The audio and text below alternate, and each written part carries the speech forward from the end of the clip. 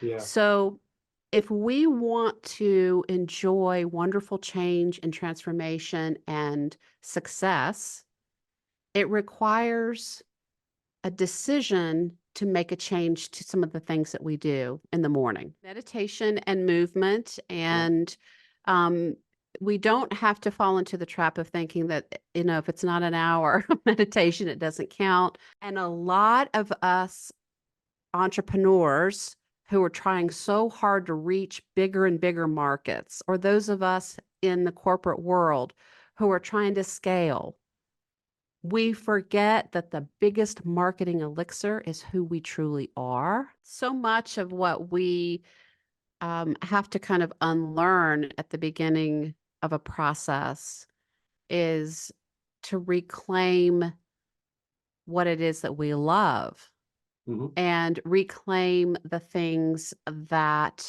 bring our energy way up.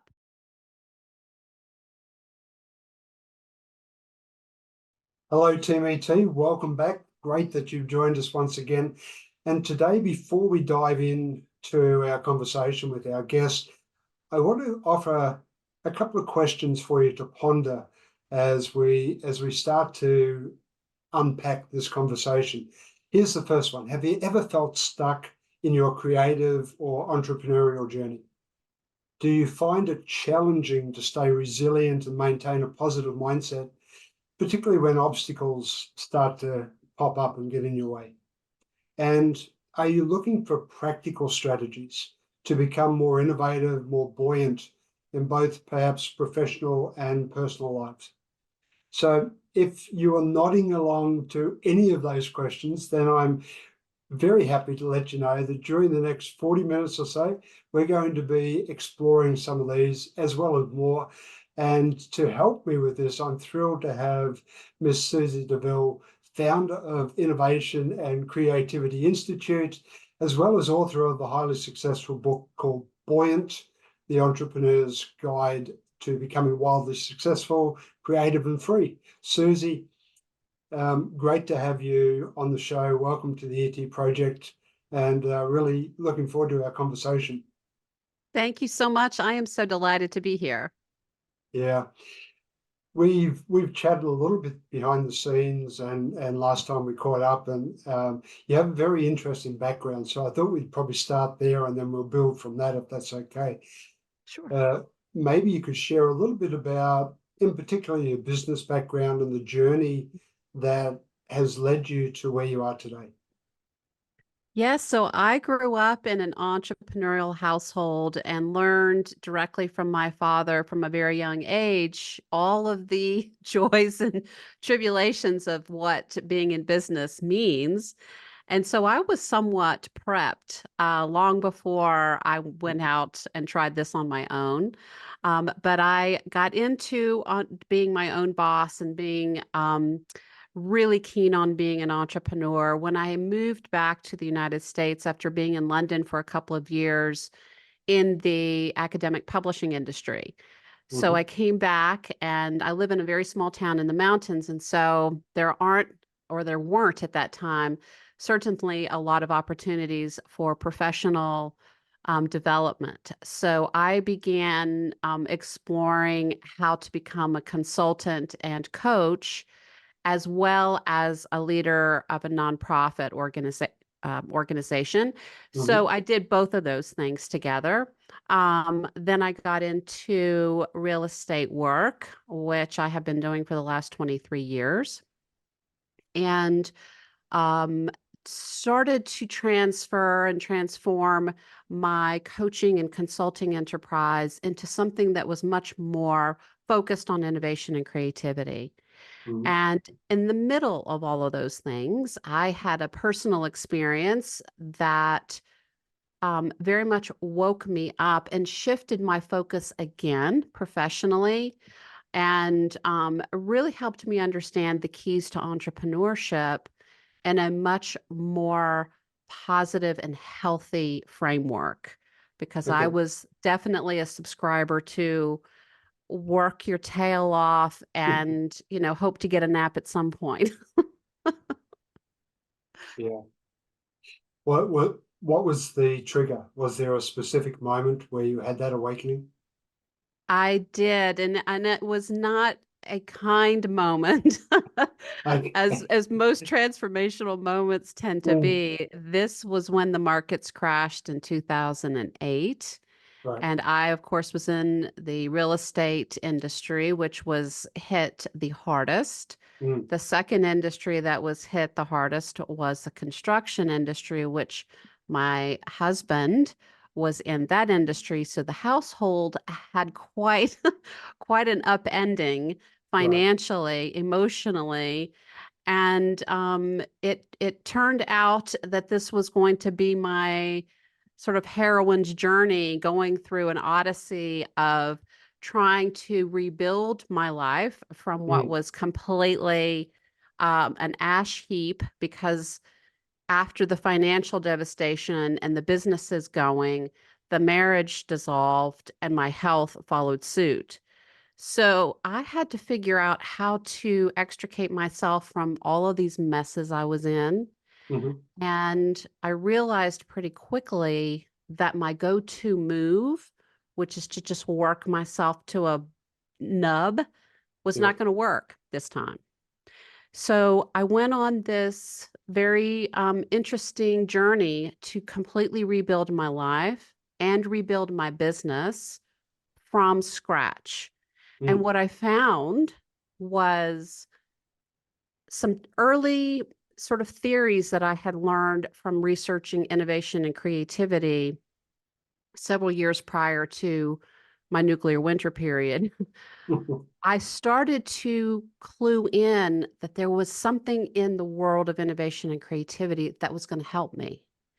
And so I started to pursue it more and more and test concepts out, both with my own life and with the lives of my clients who are my consulting and coaching clients. mm, And what I learned, much to my great surprise, was that the more I tapped into my innate creativity, the better I could problem solve, the okay. better I could intuit my next step, the better I could reach the clients that I was so eager to reach. Mm, And so I began doing a very deep dive, both on the research side, but then also my own personal experience being schooled and tutored in the world of sketching and painting and collage and mixed media, all kinds of different artistic expressions. And I could see that something was continuing to unlock within me, and at the same time, refill the well of energy for me after mhm, having been so depleted and so lost for so long, that I felt like I was being reborn into a completely new energetic state.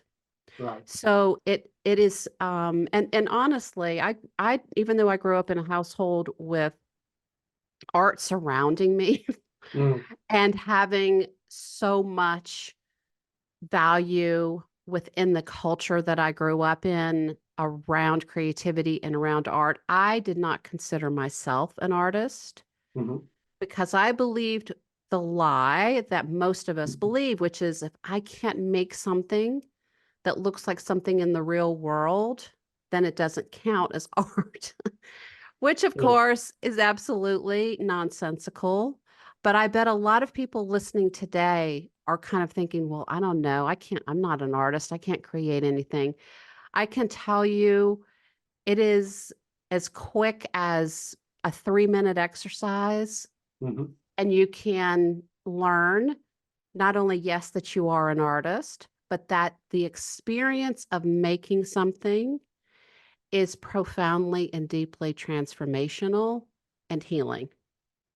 And you go through a lot of exercises in your book. We're going to talk about some of those exercises as we get into the conversation, but you go through a lot of that awareness and that self-realization.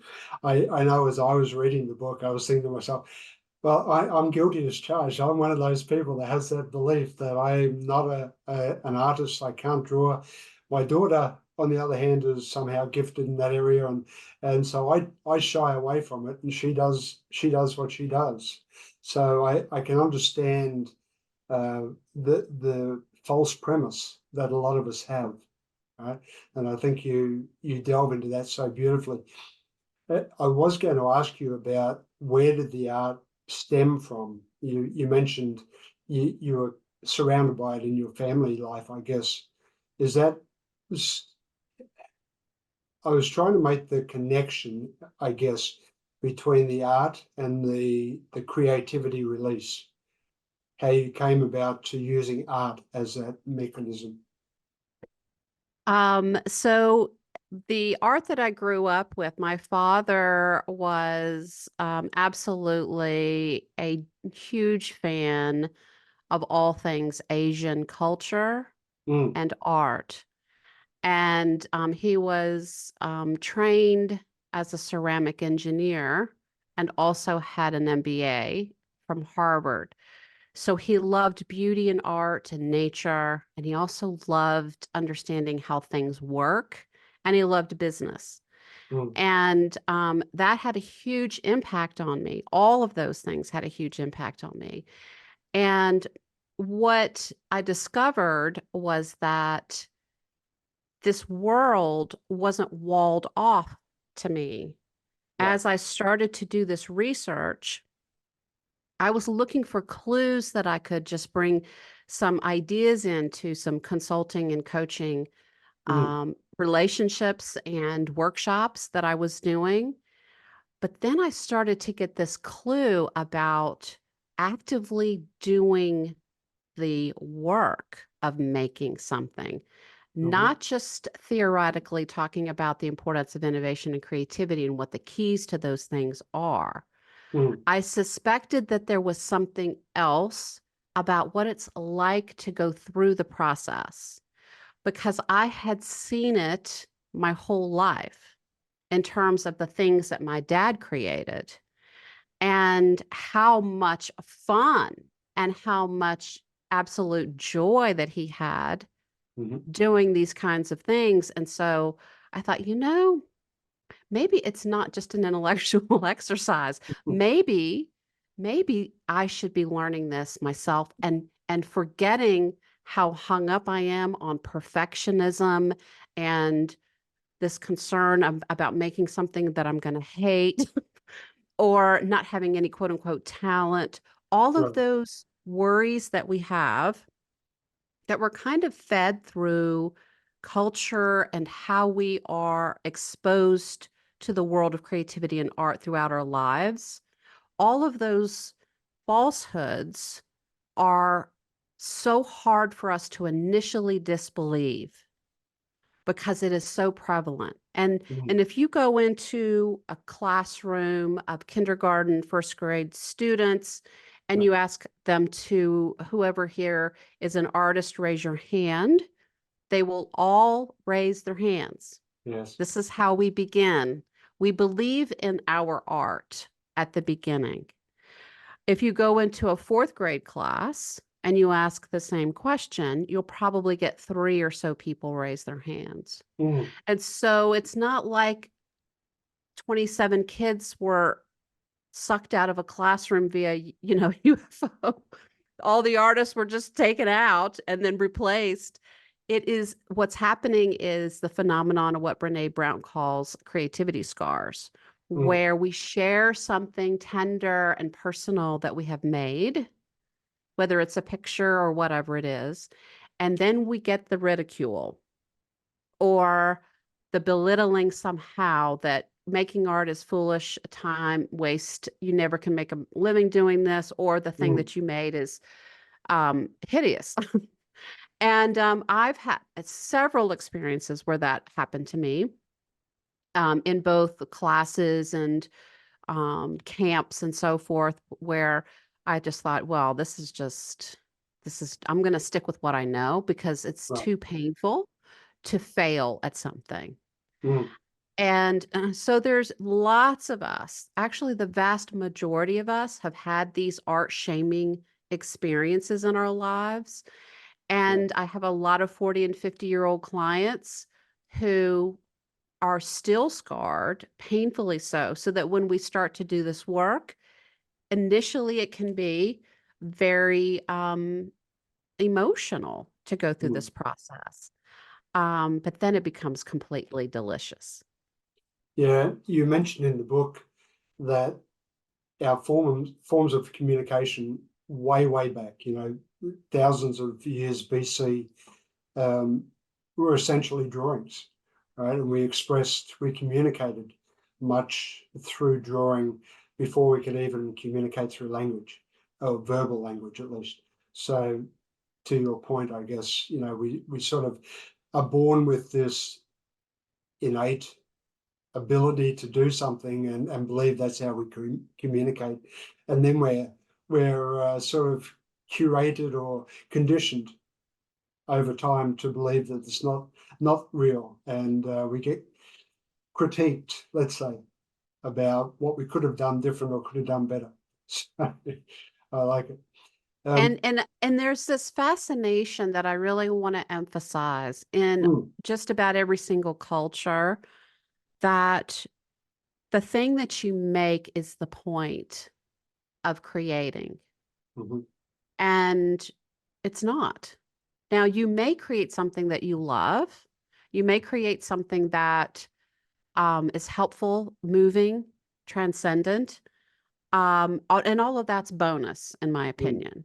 mhm, The real thing that we're after is what happens to us in this journey, in this creative rebel's voyage of starting with nothing and making something. mhm, And it doesn't have to be grand. You can make something in 5 minutes, or you can take 2 years to write a book or make an album or whatever it is that you want to do. right. But when we focus purely on the energetic state that we desire when we're creating and how we want to reach across miles and millennia to touch someone and let that be our focus rather than, oh my gosh, this is going to be any good, Mm, which completely kills that yeah. beautiful energetic connection to ourselves and to others.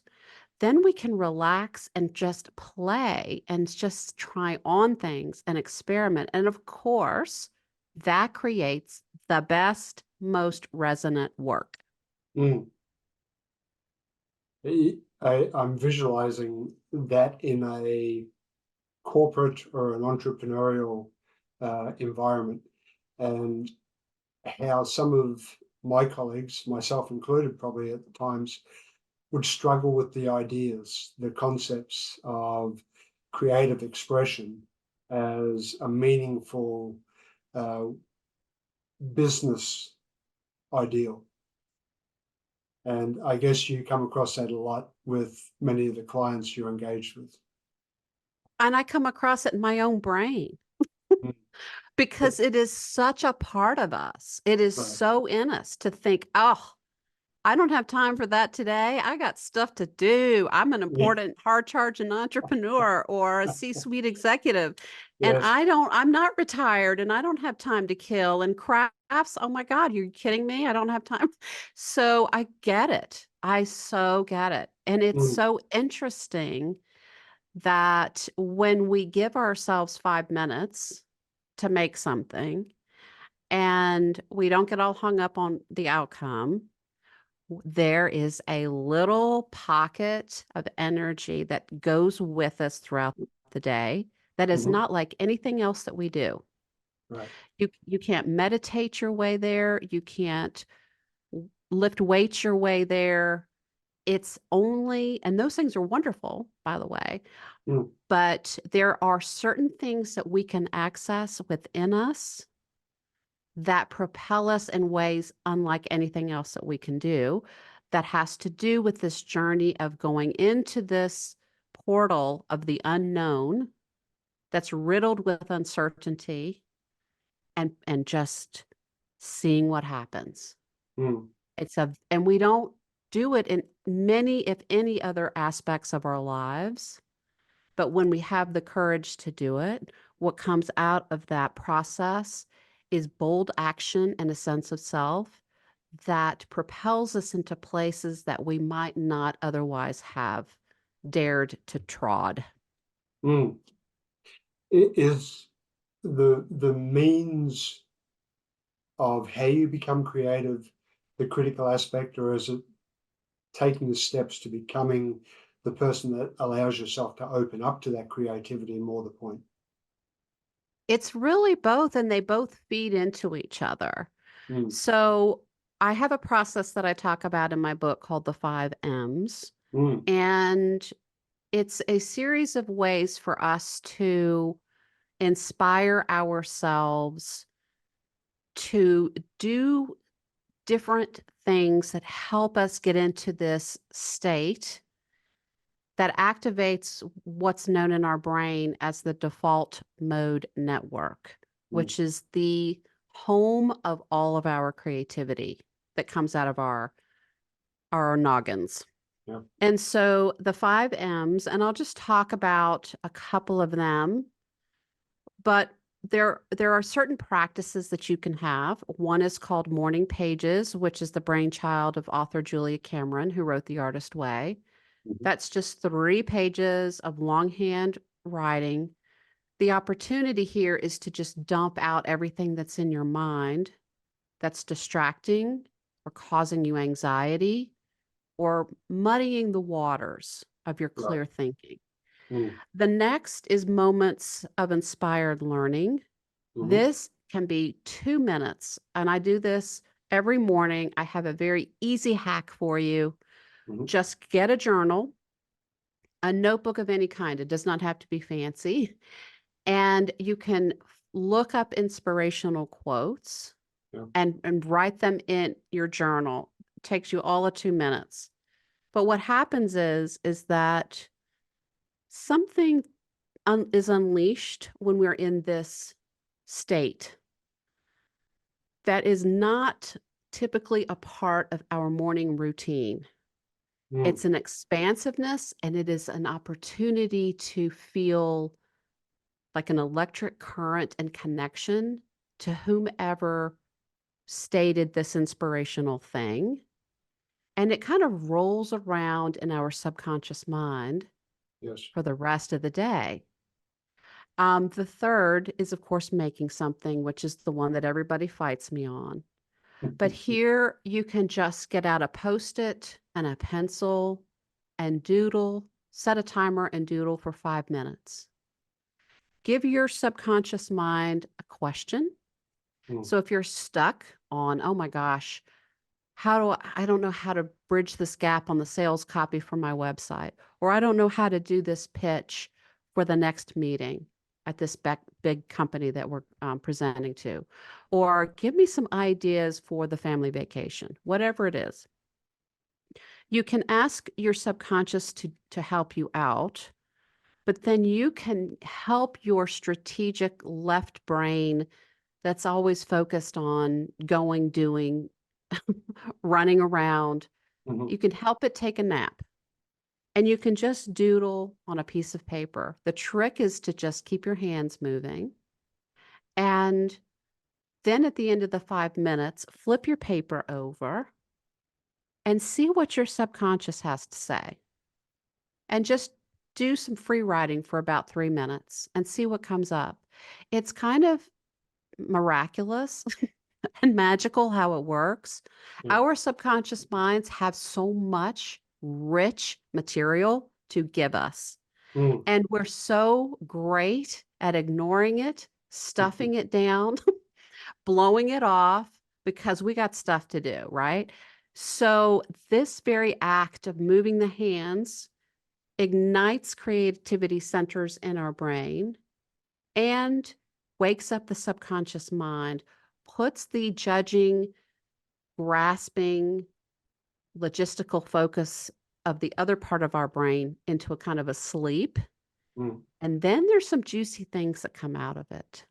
Yeah. So, if we want to enjoy wonderful change and transformation and success, it requires a decision to make a change to some of the things that we do in the morning. Mhm. To get to that point, you need to have more energy than you typically do because it requires a willingness to go against your habits. And it takes a focus and an energy to just add a couple of new things in. Mhm. So if you focus first, before you try to create a new habit, if you focus first on, okay, I'm going to bring back something that I used to do before life got busy. Mm. What was that? And schedule that. Begin to fill yourself, inspire yourself, breathe in things that bring you alive. And you do those things, this tops off your willingness and energy tanks and gives you a sense of possibility, which is the perfect state for beginning new habits. Don't try to do a bunch of new things. Try one of the M's Mm. and then just see how it works on you and starts to very subtly and powerfully accumulate and put you on an entirely new trajectory. Yeah, I enjoyed the 5M exercise. I was going to speak to it, so I'm pleased you mentioned it. We might as well mention the other two M's while we're at it. So if I'm correct, the other one was movement and meditation, mindfulness, or yeah, Meditation and movement. yeah, And um, we don't have to fall into the trap of thinking that, if it's not an hour of meditation, it doesn't count. yeah. Again, 5 minutes in a quiet room is great Mm, and is enough to reset your central nervous system. If you have time for a longer session, that's fantastic. There's all kinds of guided meditations that you can have online. You can get trained in, I mean, you can take it as far as you want, but you can start yeah. very simple with nothing except for you and a dark, quiet room. Yeah. I practiced some of the points. In fact, what I found as I was reading through the book, unaware to myself through much of my career, I practiced several of those fairly religiously, I want to say, for the majority of my career. So I was quite surprised when I was reading the book and came across it. So very nice. You talk about creativity a lot, of course. I mean, that's what the business is all about and where you're coming from.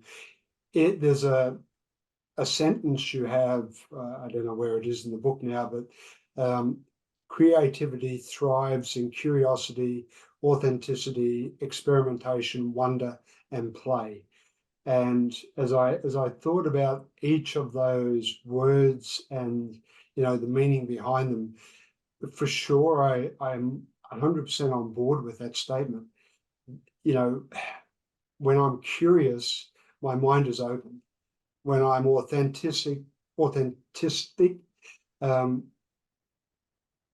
I'm my real me, and Mhm. I'm open to doing the things that I really enjoy doing. I then experiment and I start to really play around with things. So I like that statement a lot, and I can see that that's really how you operate these days. Was it always that way? Like Oh, when you're in the oh my grind? God, no. Oh my gosh, no. I was the sort of card carrying representative of the perfectionist controlling, I'm an imposter um person Mm, who believed, and this is common for a lot of folks, I yeah. believed that I had to achieve something in order to have value or Mm, worth. So that meant a lot of hoop jumping types of activities. One more certificate, one more achievement, one more thing, because there was this sense that I wasn't just already a whole and valuable human unless I was doing those things. It didn't just mm, come naturally when one is born, which is what the real truth is. We all yeah. have value and worth without having to do anything to get it. Mm, So those kinds of beliefs tend to put us into a place of, well, I've got to do more. If I want more value, or love or whatever it is. I need to do more to get it. So now I'm going to be on the gerbil wheel Hmm. of trying to produce more, right? And I'm also simultaneously being taught from my culture that the go-getters are the ones who are the winners. That means, you can sleep when you're dead, and play is for kids. And you just get on that grind and go. Mm. That of course puts us into the slippery slope of being stuck creatively, being completely overwhelmed, thinking that we're never enough. There's never a way to fill the bucket. That everybody else's expectations of me are what are important at the expense of what I know to be true for Mm. myself. And so I'm going to work myself. I'm going to subscribe to the hustle and slay ethos. And then shortly after a long, when you do that for a certain period of time, of course, you have tremendous amounts of burnout and anxiety. Yeah. And people in this state, and this is something that I certainly used to experience, are just chronically exhausted, Mm. just so depleted on a soul level and a physical level. And I felt trapped without even knowing that was the word, but that was the feeling. I didn't Yeah. come until later to understand that I was in a jail of my own making. That Hmm. was certainly helped along by culture, but that I had the power to walk around. That the door, there wasn't a front and a back and a side to the jail. I could just walk around and change how I thought and how I acted, and that there was going to be a whole new life on the other side. Right. So, anyone who is listening who is feeling the way that I used to feel and behaving the way that I used to behave, know that it's number one, it's not your fault. It's just kind of being a product of our society, whether we're in the West or the East. It is Mm. kind of prevalent. Yes. And there is a way, there is a simple practice, series of things that you can do to Hmm. reclaim who you truly are and put yourself on an entirely new path. So I want to come to that point in a moment. While you were just mentioning, that busyness, the urgency, the constant to achieve. There's a area in the book where you talk about multiple passes, the approach of multiple passes, and I find that's important for me. When I create something the first time, I need to be able to step back from it and then come back and revisit it, add to it, improve on it. Is that the intent behind that concept or that approach of multiple passes? Yes, and it's interesting. We have kind of a different brain when we show up. So let's say that we create a blog post, Mm. right? A 750 word blog post. And we write it on a Monday and we put it away and we come back and we have another look at it on Thursday because Friday it goes out. Mhm. Who you were on Monday is not who you are on Thursday. Right. And so what's fascinating to me, of course, you're going to pick up language improvements and punctuation and different things that you can really, flush out and elaborate on or tighten things here. I mean, there's Mm. all kinds of things that fall under editorial bonuses when you have multiple passes. Mm. But there's, to me, I mean, and that's important because as a former copy editor, I can't Mm. poo-poo that for sure. But I do want to emphasize what I think is more interesting and more powerful and more sort of fascinating, really, is that when I come back to something at a different time from a different energetic state, Mhm. having lived different hours, um, I will spot something in the original creation that my subconscious mind kind of took and started playing with over the last several days Mhm. and pulling it and stretching it like you would pull and stretch a piece of taffy and sort of taking it into a new place. I'm not thinking about any of this consciously. It's Yes. all rolling around back in there. And so I come to the work fresh and from a new mind, and the subconscious has a whole bunch to say all of a Mm, sudden. mm, And then I can take that and fold it in. And what's so fascinating to me is that a lot of people who struggle to write or create anything because there's just this block because it's fear based that it's not going to be any good or that it's going to be too painful or too hard.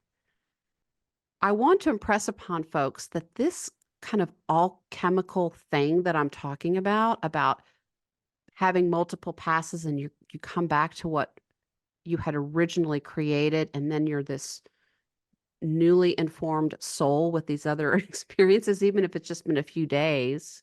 mm, That feeling in your body when you show up and you start to play around with the first draft of whatever or the first pass has such a delicious, fun, experimental, joyful, freeing feeling attached to it.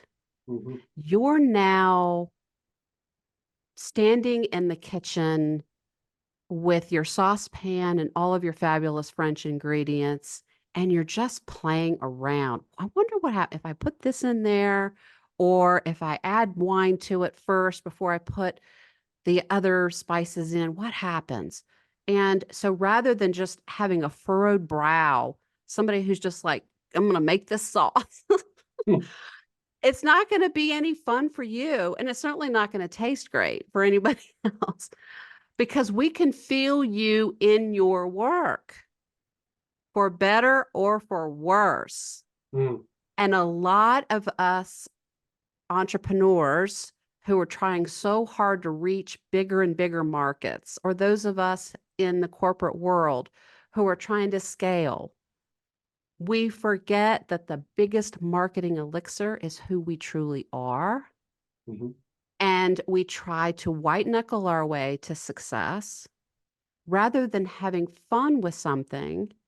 And so these multiple passes that I talk about in the book is not only a wonderful way to improve the work, but it's a delicious way to play more and really kind of see what the work can be. mm. So it's I highly recommend it. It's something that my publishing and editorial mentor taught me when I was going back through and editing the book with her. I can associate it to many different areas, and one of the things I like to do is I'm not a huge journaler. I used to, but I don't so much anymore. But I do keep a lot of the material that I create over the years, and every end of every year I look back over the stuff that I've gone through, and I'm quite often surprised by um, what it is that I'm looking at that's on the paper. And at that moment of revisiting, there's so much more floods out of my mind onto that page in not physically, but just mentally. And I guess it's the same as what you're talking about there. Even though this is 12 months, maybe even longer down the track, the mind just has this fantastic ability to churn away at these ideas, and you know, it just seems endless. So I really understand what you're talking about there. I'm a big believer in this. You have a And diagram. Sorry, I, please, I Susie. was just going to say that it's that quality of us is with us all the time, but we're so rarely in the environment that's conducive for us to hear that guidance and Mm, those intuitive hits because we're going so fast, or our minds are so full, or the anxiety is so high. So if you think about the times when you get some of your best ideas, it's a Mm, time when your subconscious mind has had a chance to come up and grab the mic. yep. And that could be driving, it could be going on a hike, Mhm, it could be playing around. Some of the things that I do as part of my morning practice is just sometimes I'll just get some crayons out and just start playing around with crayons without trying to make anything, quote unquote, but just seeing what my soul wants to share. And so if we put ourselves more in those kinds of situations, then the wisdom of who we are and the things that we know and the things that we intuit have a mm, chance to really speak to us. yeah. You have a diagram early in the book, and I don't know if it's labeled, but I think you refer to the diagram as part of the Creative Rebels Voyage. And it's quite an interesting diagram. It sort of illustrates a journey, if you like, that we start with the inspired action, and then we transition around, um, and we reach this freedom and success moment. Is that the synopsis of what it is you do within the Innovation and Creativity Institute? Is that essentially the journey that you take your clients on?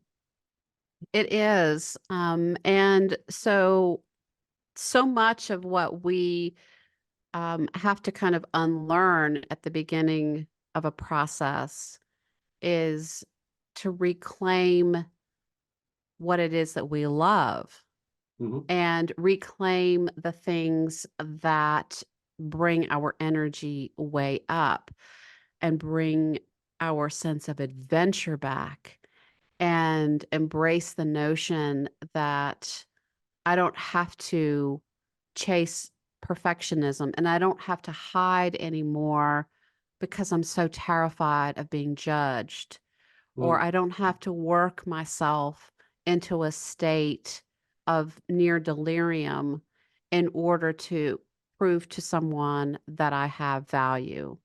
So we unlearn a bunch of things at the beginning of the process. And I mhm, have a lot of clients who will come to me and they will say, I'm so excited because I know you're the person who's going to help me scale my business to $1 million.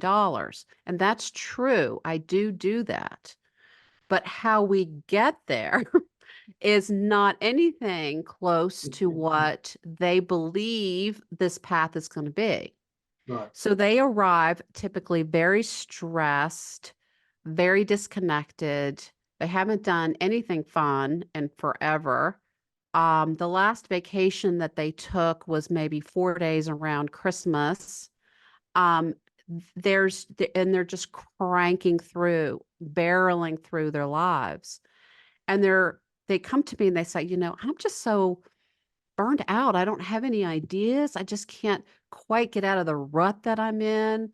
Mm, We have great business, but I want better business and I want a better way to operate. Um, I have lots of tension headaches.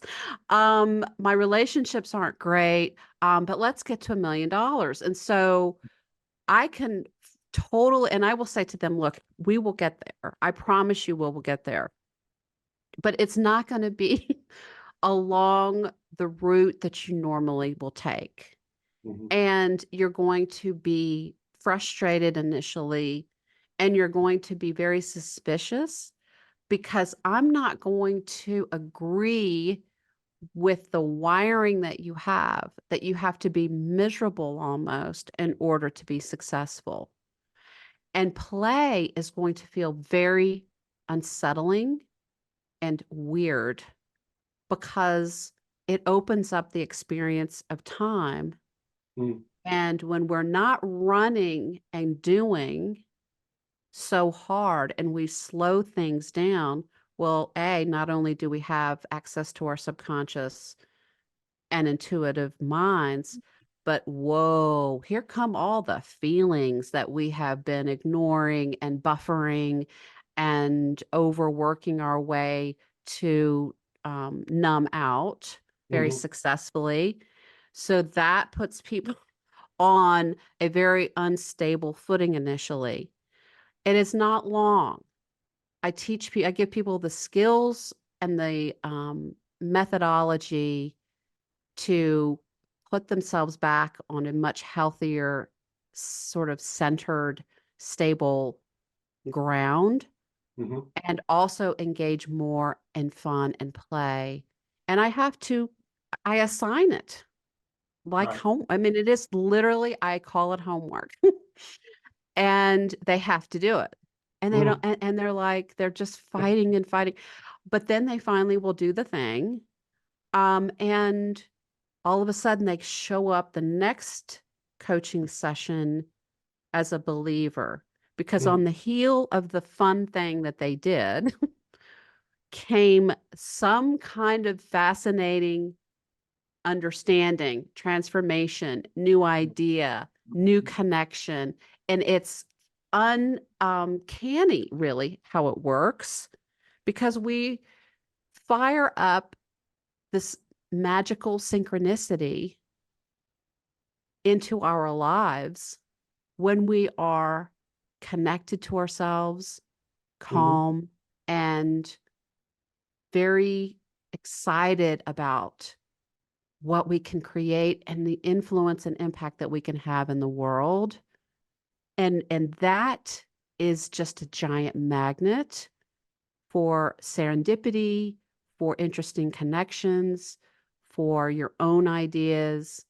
And all of a sudden you have left this sort of um, feverish state of working nonstop. And Mhm. now you're in a very spacious state of wonder and curiosity.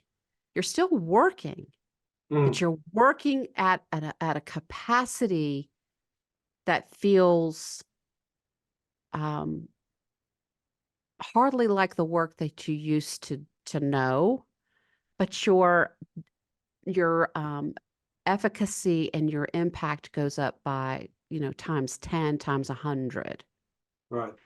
So the Right. scaling part that everybody is after, they think I just got to do more, work harder. Yes. Um, and my biggest job is to change that mindset to less and better. Mm. And then we're off to the races. There's a section in your book, and I'm sort of taking what you just said there and stepping back in time now. I think there was a period where it was your grandmother passed, and you read the book, What Color is My Parachute, or What Color is Your Parachute? Mhm. And you say in the book that it was life-changing. You did all the exercises, you went deep into self-awareness exploration, even to the point where that was just the starting point that set you off on a journey of self-discovery. But it also had a dark side, and it became so all-consuming. And I wonder, as you work with your clients now, is there any cautionary starting point with your clients that you talk about with self-awareness? Because this is such a catchphrase today with many coaches, with many um, consultants and experts. We're all talking about self-awareness. And yours is the first book that I've read that flags the potential negative towards it as well. So I'm just wondering how you handle that with your clients. Sure. Well, I always share what my own experience is, because I tend to attract people who are very similarly wired to Mm. me. And so, and this is, we're all sort of products of a similar kind of training through culture and through influences.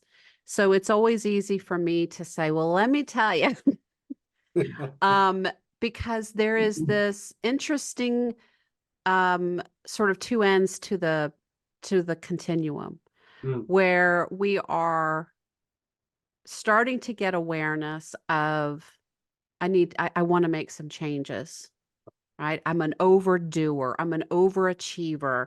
I don't have any joy or fun or color in my life. Life was meant to be more. I don't need to work myself to prove that I have value. Um, so we start there. Now, think about this propensity of that kind of training, Mhm. which is if I do a little, more certainly must be better.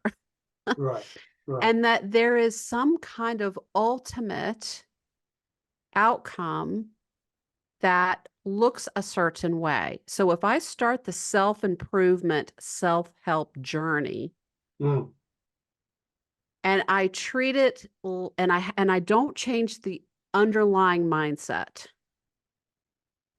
then my journey to quote unquote self-awareness, self-help and transformation is going to look identical mm, to being in the hustle and slay, trying to achieve my way out of burnout, old self, mm, because I'll take it to the same kind of nth degree as I would have with the other mindset.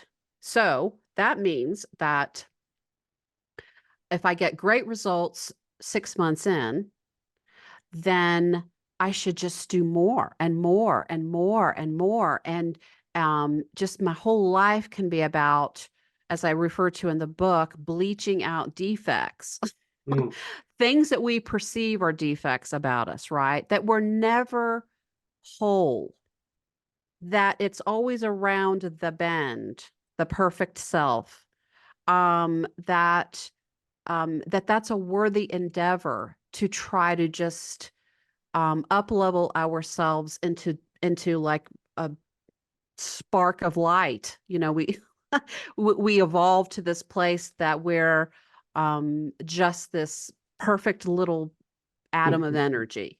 Well, Right. of course, that is just another way to beat ourselves up. Mhm, It's a prettier package, but the underbelly of that is still a lack of self, is still a lack of intrinsic value and worth. It's still all about self doubt. right. If we're just always looking to be better, better, better, better. Now, there there is a balance Mm, that we can enjoy. I wonder if I do this, I will have a different kind of an outcome or an outcome that I like more from a place of wholeness, not from a place of I am not enough, which mm, is what the prevalent imposter syndrome brain yeah. barks at us 24/7, that there's not enough and you're not enough. So we have a brain that is fabulous at survival and scarcity and certainty, which is the polar opposite of the state that I'm advocating for, which Mhm, is to embrace the unknown, to stay in a state of creation. And that connects us much more readily to abundance and to peace and to a state of flow. mm. Yeah, yeah, it's extremely interesting, and the approach that you use when writing the book and the way it comes across really emphasizes a lot of that. The book, I'm conscious of time, so I don't want to leave out too many questions, but the book itself is wonderfully written, and I love. You mentioned before the inspiring moments in the morning that you do. Your book is filled with quotes, um, filled with exercises, filled with insights. And I would really encourage all the listeners to grab a copy. Where can they buy it? Just while I'm on that topic, where can they buy the book? Well, if everyone has access to Amazon, Yeah. that's the go-to place to get it. I have the book offered at a 55% discount, which is going to remain in effect Hmm. for at least several weeks. So you can enjoy the audio, the ebook, or the paperback. Yeah. But you can go to if other outlets carry it too, but I just know that Amazon has the special running right now. Right. Very good. If you were working with a client, or any of our listeners out there, maybe they're just starting out, perhaps they're looking to reboot or restart their careers. Any words of advice or guidance you would offer people on the show? Absolutely. So the first is really be mindful of where your energy is. Typically, when we have been trying to make a change or make a transition into a different way of working and being, we arrive at the beginning of the journey already tired Hmm. because things just had to kind of get to a certain point for us to have the courage to think about doing something differently. Yeah. So, the first part then is find the ways that fill your energy, bring you back to yourself, rest more, nap like a champion. Try to give yourself some alone time so that you can hear yourself think, even if it's just a few minutes on a quick walk around the block. Hmm. So that's the first thing. Stabilize your energy. Um, then I think that it's really a wonderful time to take yourself into an exercise where you really think clearly about what it is that I really want to have happen and what does that look like from the perspective of an ideal day. Mm. Because it's very easy for us to think, okay, I'm going to make a change. And then we build something or put ourselves into a situation that's just a different version of what we just left. Right. And so if we get clear, okay, what is it that I really do want? Mm. Lots of us believe it's big piles of money and all of these things. And every single time I take a client through this exercise, they all kind of look at me and go, huh, Yeah. It I wasn't love money. it wasn't, it's not, I want time. Yeah. I want to direct my schedule so they're after agency and I want time and I want to be with the people I love and I want to do the things that bring me alive. That's Mm. my ideal day. And I still want to work. Yeah. Don't want to work like I work right now. I want to work to impact and change the world and have that sense of delicious fulfillment of contribution.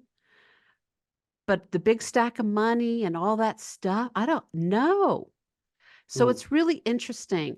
If you start with energy, really resting, taking really good care of yourself, treat yourself like a newborn baby, and then take yourself through the ideal day exercise, those two things will give you such a great place to start Hmm. thinking about what it is that I want to do next. That really reflects your authentic desire rather than what the culture is telling you to be and perform in terms of somebody else's values. Mm. In the book, you asked some great questions, and I was pondering for a long time on some of them that you asked. So I imagined I was in your coaching session, and one of the things I know you do and you talk about is reflection. I find reflection such an important part of my process. How do you approach that with your clients? Um, Tell me the concept again. I didn't hear the. So one of the areas that I enjoy, and you ask a lot of questions that trigger the need for individuals to reflect. Ah, And I find reflection to be a wonderful part of a journey. I love doing it myself. I love doing it with my clients. I'm just wondering how you use that with your clients. yes. So I think that part of that process is to first help them create the space Mm. in order to be able to hear themselves think and look back. So that's job number one. Mm. Then the 5M process is really brilliant at Yes. surfacing and helping you reconnect to things that you might not have thought about in 10, 20 years. Mm. It's kind of startling and unsettling when we first start to do this work. And I know that I remember the very first moment it happened to me, and I was sketching in a class and I was sketching peaches. I tell the story in the book about how incredibly beautiful these peaches were. And I'd seen peaches a million times in my life, but I'd never seen them, truly seen them. And I sat there and I felt so disoriented and sad because I could look back in my mind and see myself just sort of lunging through the world, Mm. going from appointment to appointment to appointment. Like, and I wasn't seeing anything really. I was Yes. just blowing past the Yep. beauty of the world. Hmm. And so it's such an important thing to start these practices because we're so trained to blind ourselves Mm. and from the outside world that this is an opportunity for us to feel the possibility of, oh, well, what was it that I used to love to do before life got too busy? Or if I don't do X, I'll never feel free. What would that be for me? Or do I really want to continue to build this thing? Or do I want to build something completely different? What kinds of relationships do I want to have? What kinds of hobbies do I want to have? And so clues for us are in our former lives. Clues exist from our childhood, things that we did that used to just fill us with this sense of freedom and this lightness of being. What were those things? So I do Mm. take you through questions and exercises. And when I'm working with clients, I give people, we have conversations. I give them assignments that they do right on the spot. I give them homework. I take them through all kinds of different creative adventures. And it all surfaces little pieces of this reflection and recollection that Mm. help us go on this archaeological dig of the self to remove this sort of casing of junk that is not us to get to the true, authentic, joyful state of who we truly are. Yeah. You have a number of excellent exercises in the book. We're not going to have time to go through them. The elephant exercise, very nice. The ideal self or the ideal state, another great one. Uh, Anything you're working on at the moment? Any new book in the pipeline, perhaps? Any new program? Yes. I am working on my second book, and this one Mm. is really what happens after you've read Buoyant and have done those exercises, and you're now sort of welcoming the next part of the adventure. Mm. And this is I'm tying creativity to courage. And so I have begun writing those um, bits and pieces of chapters. I've also started a podcast that's a very short form, inspirational podcast that Mhm. run anywhere from 5 to about 8 minutes.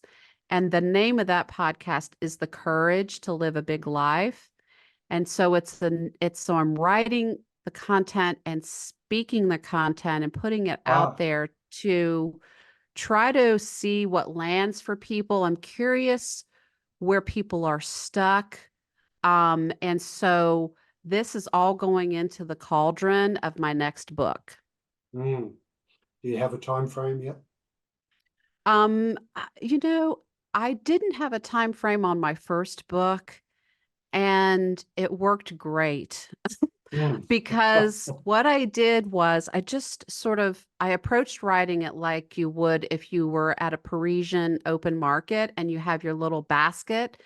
And I walked around just sort of wondering what's the most fresh, what's the most delicious, what's the most colorful, who's got the best cheese that's only going to be great this week. But Yeah. I did that with content. And I wanted to let what I was finding inspire how it would be constructed and then written. And it just was such a fun way to approach it. And so this book, I'm changing a little bit of the approach, but I'm keeping that expansive sort of playful spaciousness to it.